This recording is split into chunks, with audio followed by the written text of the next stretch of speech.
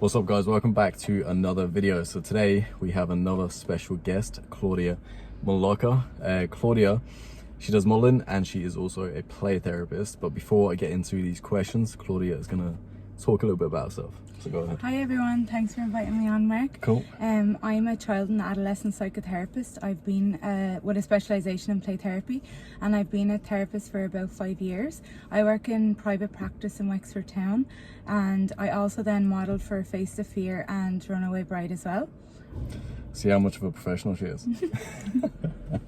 Definitely a professional. That's what I'm going to talk to you about today as well. The first thing is, you do obviously play therapy. Mm-hmm. Can you explain to people who don't know what that is, briefly what it is? Because I wasn't actually too sure what it was. So play therapy is like a therapeutic intervention for children because it's more appropriate for children to play rather than to talk about things. When we're like anxious or aroused, the cognitive thinking part of our brain doesn't work. Sometimes with children that's not developed yet, whereas play is more appropriate for them to kind of, you know, grasp how they feel, understand themselves. I can talk about like play centers in the brain and stuff like that. We'd be here all day though. Right, okay. Okay, so hopefully that, like, you understand what it is basically. But the question I have is, because I think I've known you maybe, what, 5 years? Yeah. Known of you for 5 years, and you've been working with the brand probably 2.5 years. So, but I was always talking to you about modeling and stuff like that. What made you, like, obviously I think you're a natural at modeling, but what made you go, I'm gonna go down the play therapy area? Like, what made you decide, or did you even have to decide? So I was working in disability sector, working with children and adults with disability, and I loved it. I always knew that I wanted to further train and do a master's. I just didn't know what in. And then I found out about play therapy, and the minute I heard about it, I was like, yes, this is for me. I get to play every day for a living, you know. Yeah. So like, okay. It's really fun. It's so spontaneous, and basically just coming into a child's world and understanding their world from their perspective. That's what I'm doing, just through play. I can imagine how fulfilling that is, to change a kid's life from such an early age, to change its life pretty much forever. Yes. That must be a very rewarding feeling. See, I'm really passionate about being proactive in mental health as well, reaching children and giving them coping mechanisms at the youngest age, rather than, you know, us dealing with adults' issues and, you know, suicide and things like that. If we can be proactive and instill skills with children, the need for, you know, mental health services is going to be decreased a lot. Also, like, I work a lot with schools, so I go into schools teaching teachers how to respond to children with mental health, having, you know, more emotionally supportive you know, culture in schools is something that I'm really passionate about as well. Right, okay. I got a lot of questions that come into my head right now. But first of all, I wanted to ask you, going back to the modeling thing, where did you learn to model? Because you're one of the people that is just like in front of a camera, and it's just, I didn't even need to say anything. It's just boom, boom, change. Where did you learn how to? I don't know. I think maybe because when I was younger, I was a princess, maybe. Yeah. Like, I'd always be like fixing my dress and stuff. So it's just a natural kind of like thing. People are out there trying to actually get that as a skill, and you're like, just smile and wave. Right. What advice could you give to, like, even though you didn't professionally do the whole modeling thing, even though you work with brands, what advice could you give to, say, an 18-year-old girl? Do you know the way that Instagram is big, YouTube is big, all this thing is big, to someone who's wanting to get in with a brand? What advice could you give? Be yourself. And like, when you have something that you want to achieve, don't stop until you get there. You just need to break down your goals. So what can you do in order to get what you want, to get to where you want to be, no matter what it is, on all aspects? Just break it down. And like, I always set goals for myself. I set like 3-month goals, 6-month goals, annual goals. Break it down, but day by day. What can I do on a daily to get to where I want to be in a year, to where I want to be in 3 months? And that's, you know, for modeling, for anything. One thing about you is that you are, I've created this now, so hopefully this gets like repeated all over TikTok. But I would say you're like the 1 hour person. instead of the 3-day person.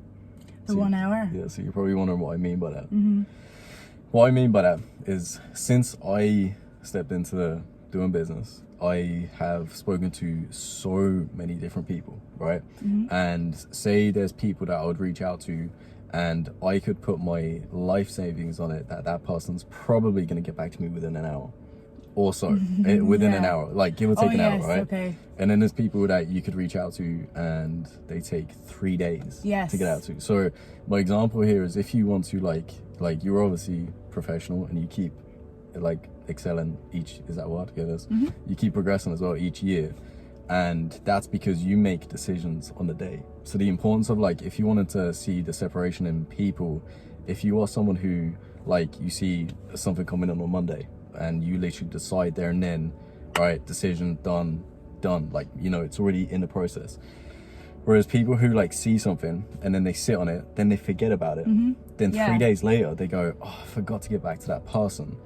The person who decided on the hour, that is already in the works or probably finished. And that's why I think you are still doing well. Because you literally just, if I was to reach out to you, you'd probably get back to me within an hour. Yeah. What's on my list and get through my list. Yes, exactly. Rather than sit on it. Yes, I'm a go-getter.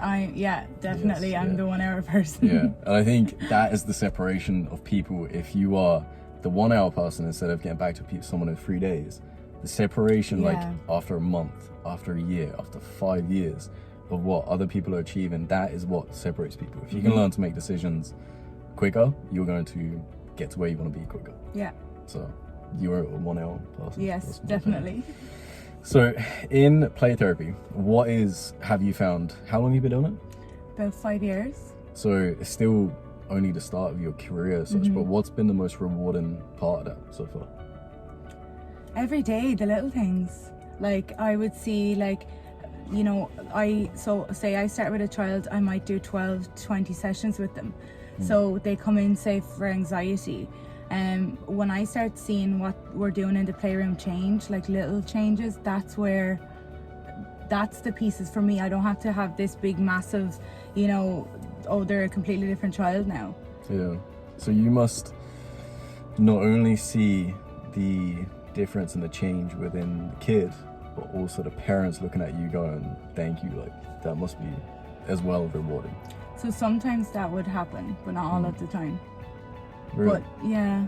Okay. As in, like, is that the parents just expect that from you? So it's like more of a fulfilling feeling when the kid is basically saying thank you. Yeah, like if a child looks back at me and says thank you, then I know, you know, I've done a good job. But it's like, say if a child is coming in for anxiety, like, we're building coping mechanisms, we're also building resilience and competency, because I need to teach them that if they feel competent and confident, they can overcome anything. Yeah. So if I can see the resiliency building, that's like, yes, I'm doing a good job, you know. This isn't a question that I actually had written on this, but what happens with, say, you teach up to you take care of kids up to 16, isn't it? Or you talk to kids. With the likes of social media in 2022, where kids are probably 10 years old getting onto TikTok, getting onto anything, is that a problem that you're dealing with in play therapy? Talking about kids either being bullied on social media, kids being on social media, is that a problem, do you see? The whole mental health aspect of it. It is, but it's not something that I would typically deal with in the playroom. Right. But definitely it is, like the body issues and the way people present themselves on social media. Children don't know that that's not real. Yes. So they just see this, Mary's having this amazing life, she gets everything she wants, you know, and that could be completely false. You know? Because we obviously grew up in school without social media. Yeah, I would hate to grow up with social media. I couldn't imagine it. Like, I literally, so hard. I think it's easier as an adult to understand what was real and what's not real now. But yeah, I couldn't imagine going through school again and there being Snapchat, being TikTok and Instagram and all that kind of stuff. I'd say that would be way more challenging. Like my young cousins, when they were going through adolescence, like seeing other people and what they had and the material side of things and like lip fillers and you need to look like this and be like this, and they're trying to form and they're going through the development stages of figuring out who they are, but then they're looking and comparing themselves to people on social media, you know. Yeah. So as your career, if that makes sense, what challenges have you come across? What's your biggest challenges in this career that you've come across so far? How we got all day. My biggest challenge so far, I don't know. Would it be in the person that you have to be for this job? Have you had to change to understand the psychology of children? Like, we would have to, in my training, we had to do like 136 hours of personal development ourselves. So we had to be a client and have a psychotherapist. So I suppose I've changed a lot to become who I am now. But that's like been life events as well. Like, I remember when I did start my psychotherapy, I was wanting to figure out what was I afraid of and face it head on. Like, if it's rejection, if it's fear of I don't know, putting yourself out there, you know. Then opportunities with modeling came up, and even though I was afraid, I still did it, and it got me to the other side. Okay. If you get what I mean. I do. That career challenges, I think I'm not afraid of challenges. I'm a hard worker, you know, so you take your chances as well, as far as big risk taker. Yeah. So I don't know whether I suppose I tend not to think about that. I tend to think another way. What the good can happen out of, what good can happen out of a situation, instead of thinking of the negatives. I'm more goal orientated, you know. That's where my focus is at, and then when a challenge appears, then I'm creative in getting out of the challenge. And that leads me to my next question. Another female entrepreneur who's starting out, I know you're only starting out, what advice could you give to another female entrepreneur getting out there, working with brands, working for yourself, and going in this direction in life? What challenges or what tips could you give? As a therapist starting out, or as a female as a entrepreneur? Female entrepreneur? Yeah. See, it's a bit tricky because of the line of work that I'm in. You know, it's different for another person setting up a business. Like, it's different for therapy. Like, I just set up my website and it's all word of mouth for me. But I'd say you've still had to develop yourself. That must be a key thing for you to, because your line of work, like, you are always learning, so you've always got to be, I presume, open-minded to. I think maybe one thing would be try and keep your business self and your, see, it's really like, I was gonna say keep your business self and yourself separate, but then when you are starting out in business, it's all entwined, isn't it? Because you're working, grinding. So, you know, it's a tricky one, I think. Because what we were saying earlier, like, everyone can tell you what to do and like learn from this, but at the same time, you just have to be yourself and be open-minded. And if I could say to anyone, my advice is fail as quick as possible. And that sounds crazy, but that's what I've had to do. Every challenge I just keep coming up against, I'm like, right, instead of looking at it as a setback, thank you, right, learn from that, right, next. And that's how I deal with it. So that I heard like years and years ago, like, fail your way to success. And I was never like, I don't get that. And certain like large companies only employ people who have failed in a business because they are more understanding and they're more open-minded and they understand what not to do. Yeah, so much learning in that, and every rejection is a redirection. True. And I think that everything happens for a reason as well. True.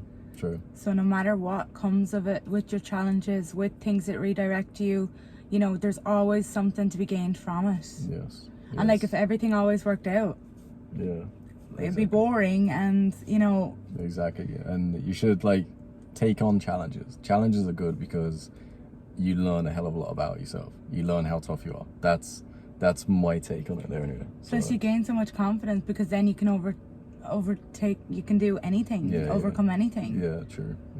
True.